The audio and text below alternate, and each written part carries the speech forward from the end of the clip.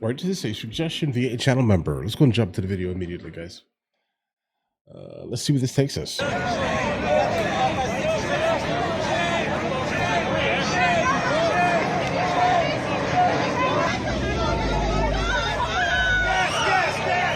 Okay, a lot of chaos.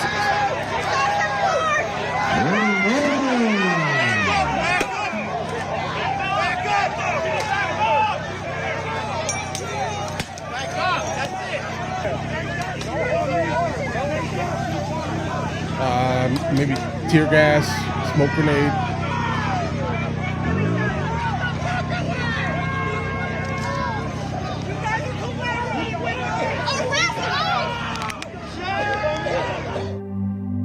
And they say this area does not look like it's war-torn? I don't know, guys. I don't know.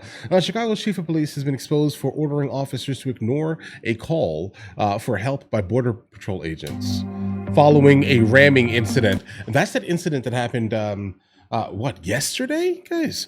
Where there were a bunch of civilians that basically surrounded Border Patrol, following them, and then when the Border Patrol got out of the car for the sole purpose of trying to get the situation under control, there was someone who rammed or attempted at least to ram Border Patrol while they were getting out. Okay. Chief of police told them to ignore the call. Is crazy, guys. Guys, I'm gonna go ahead and move it to this screen here, so you guys can read along. Okay. That's wild. I'm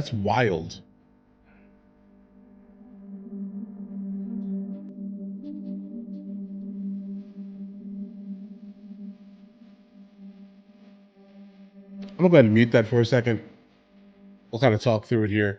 Guys, this is absolutely crazy, though. I mean, you're the chief of police. You're basically the head of kind of making sure everyone, for the most part, kind of stays in line here. And when the chief of police basically decides that it's not going to be a great idea to help other law enforcement agencies that are kind of in need locally, what's the job of that person here?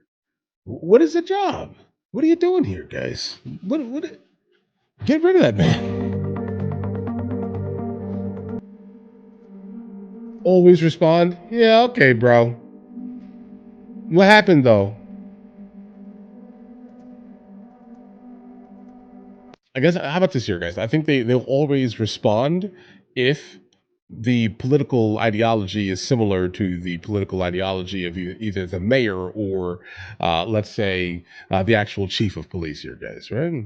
And they keep talking about this semi-automatic weapon.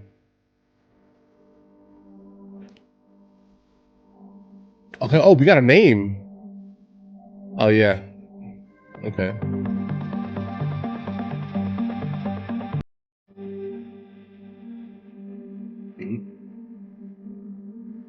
How did she get away?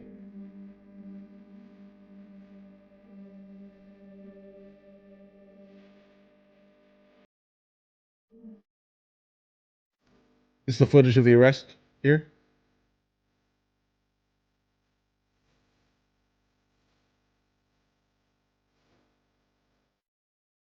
Good. Don't. Nothing should stop you.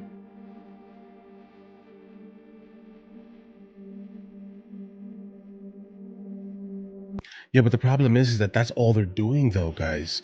They're consistently trying to intimidate law enforcement. That's like the thing that they're doing. That's the main thing that they're doing by showing up in all of these large numbers, hurling things at people, specifically people doing their jobs. What exactly are we expecting here? And I'm definitely glad that all these agencies are kind of stepping up and being like, you know what, guys, maybe we can't allow this any longer. But unfortunately, a lot of these mayors and governors are just like, listen, you shouldn't be doing this anyway. This goes against my political ideology. Right? That's kind of how it sounds, at least.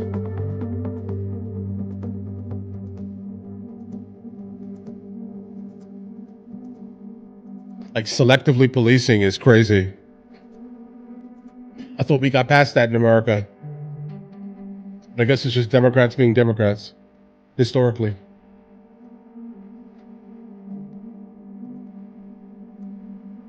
What is going on there?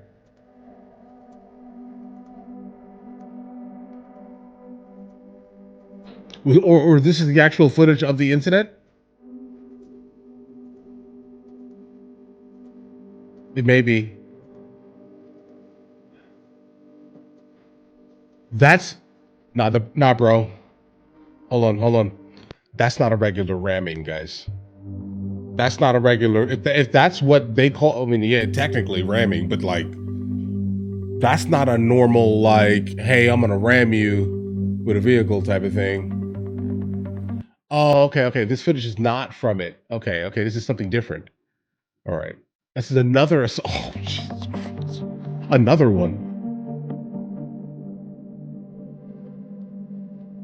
This is another one.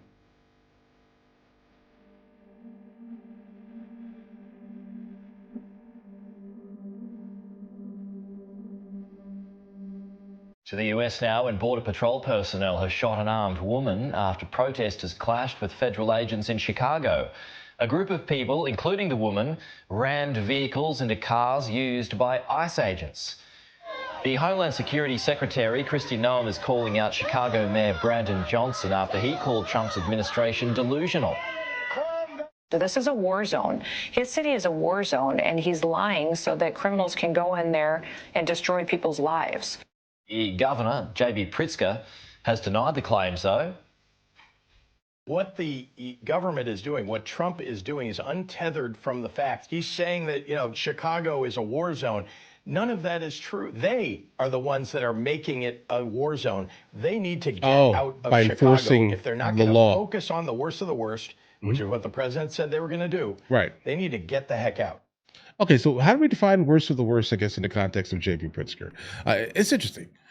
Maybe the worst of the worst are legitimately the ones who have done some of the worst things, not so much the ones who also have deportation orders, or let's call them warrants, right? So in Chicago, I wonder if JB Pritzker is also one of these individuals that say, if you have a warrant out for your arrest, it's completely fine. We're not going to go after you. Like, that's the vibe I get, bro. Like, understand this here.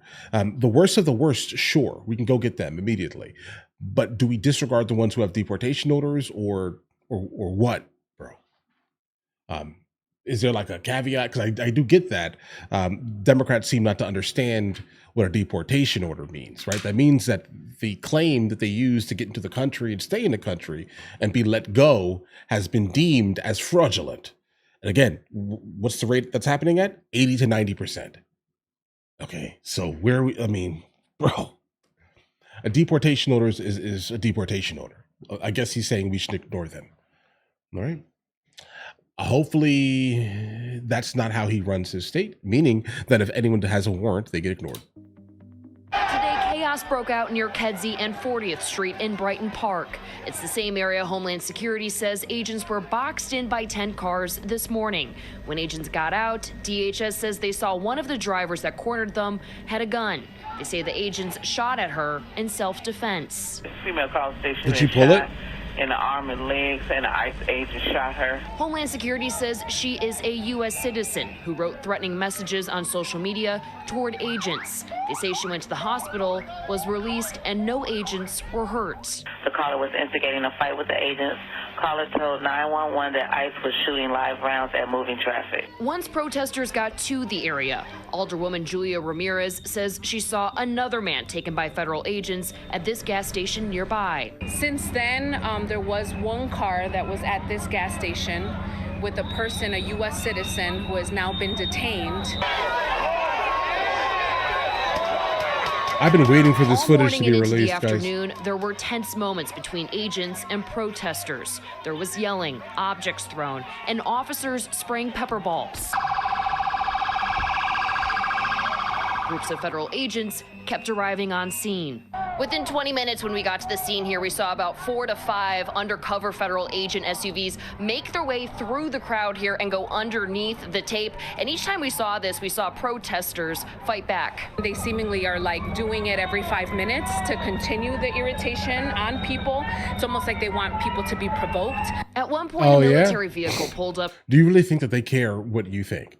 Like, listen, you guys are protesting. Protest on the street. Don't block the street.